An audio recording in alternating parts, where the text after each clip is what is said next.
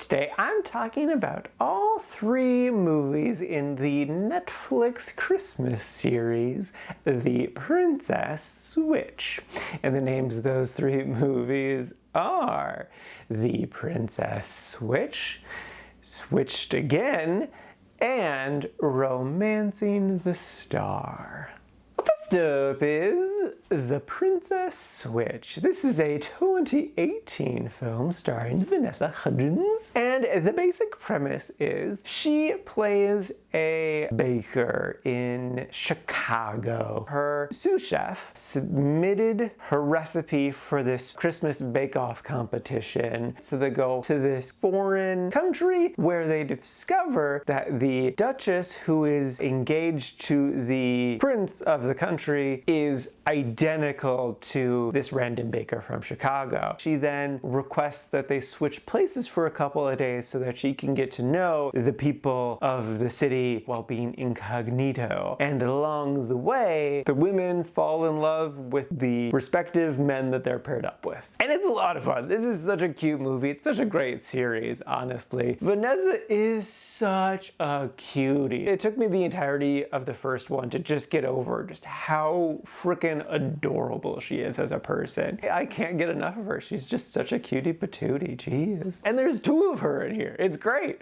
And she does a really good job with the dual roles. That's not always the easiest to make it feel like they're 2 distinct people, especially when they're pretending to be the other person. You can still see the shades of who they originally are underneath. She did well with that here. The story is definitely a classic switching roles scenario, but like it all lives or dies on the charm of Vanessa, and she has that in spades. And then on top of that, it does feel like a Christmas movie because there is this elf man guy who just keeps appearing and helps like steering the ship at times, so there does feel like that Christmas magical wonder here, and that's really nice. Also, I just gotta shout out some random things. One of the Vanessas gets really flustered when she sees the boy shirtless, and like, dude was hot, so I get it, but it was just like her level of frustration is so relatable, it just like broke her brain. I could really relate to Vanessa in that moment, because like if I saw Vanessa in person, that would be the exact same. Like even in full like winter attire, like no, I would still have my brain broken. So that was just fun. Also, she has some great dresses in this one, as well as the other ones. 2 I want to shout out is there is a black dress that is just gorgeous, and then a maroon gown that is also fantastic. And then in the end too, I knew it was gonna be a big happy ending, but I was still like so invested that I was like, do it, kiss her, kiss, kiss, kiss. And then they did it and I got so happy, and it was just like, obviously they're gonna kiss, but it was such a great payoff. I loved it. So yeah, no, this is a pretty dang great, cute little romance Christmas movie. It tickled me and was just so fun and so delightful. Like, definitely want to revisit this series again, probably around Christmas time. It definitely has its flaws, but like, as long as you can get charmed by Vanessa, you are fine. The flaws are all easy to look past because of her beautiful smile. So yeah, no, you want a good, cute, fun, romantic Christmas movie, look no further. This is just delightful.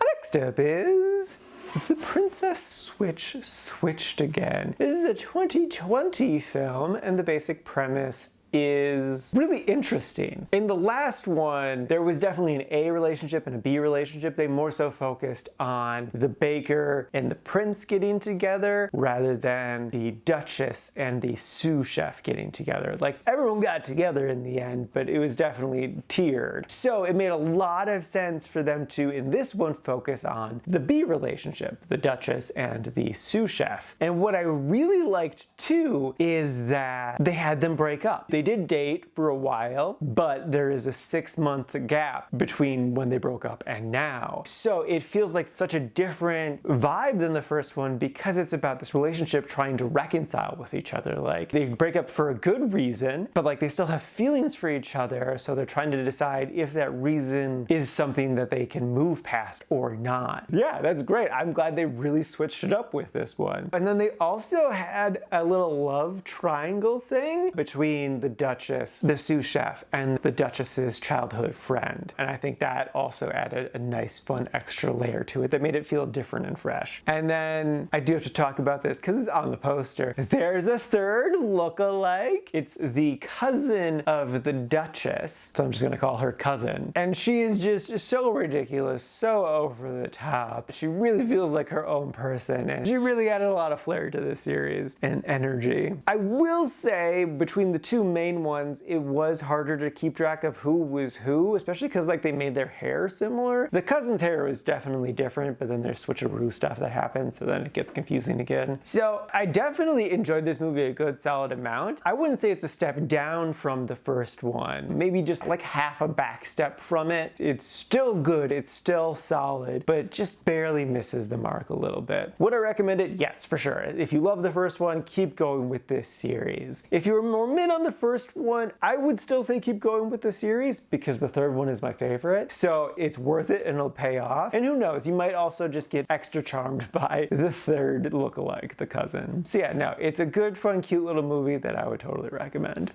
And lastly is The Princess Switch 3, Romancing the Star. This is a 2021 film, and the basic premise is completely different than everything before it, but also still feels in vein with it because it's a romance and Christmas movie. So this time around, they're focusing on the cousin. So she did some crime in the second one, and now they need to do this whole heist thing. So who do they get? The cousin who's a criminal. That was just such a good choice to focus on her because she's such an interesting layered character, so unlike the other two. A person who really just pushes everyone away, uses humor as a defense mechanism, farthest thing from a goody two-shoes. So like they're doing such a great job of not just repeating the same story over and over again. Like yes, they're all romances and you're all hoping for like the big kiss at the end, but they're going about it in very different ways. So I love, love, love that. And then they also did a good job of making all three women look more distinct. And then like overall, yes, this is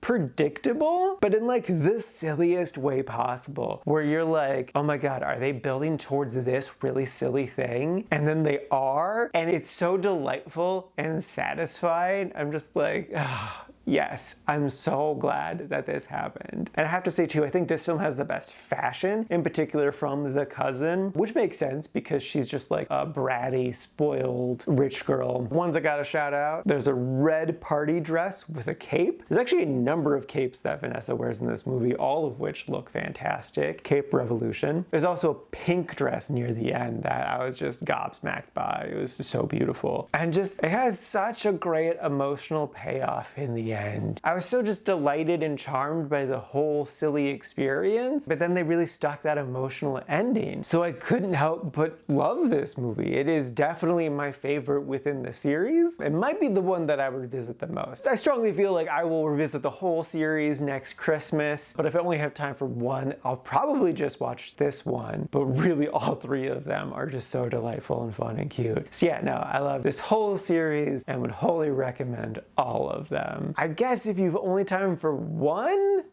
probably just the first one. I think it might get a little confusing to jump in with the third one because it's silly and convoluted. So to jump in with the third one, you might get lost. The whole thing is worth watching though. So yeah, watch the whole thing. They're great. They're fantastic. Alrighty, now for today's rankings, going in chronological order, first up is The Princess Switch, sitting at number 34, near the top of the quite like section. And then not too terribly far behind is The Princess Switch Switched Again, sitting number 44, again in the quite like section. And then lastly is The Princess Switch 3, Romancing the Star, sitting at number 29 in the really like section. And this is out of a total of 114 old movies so far this year.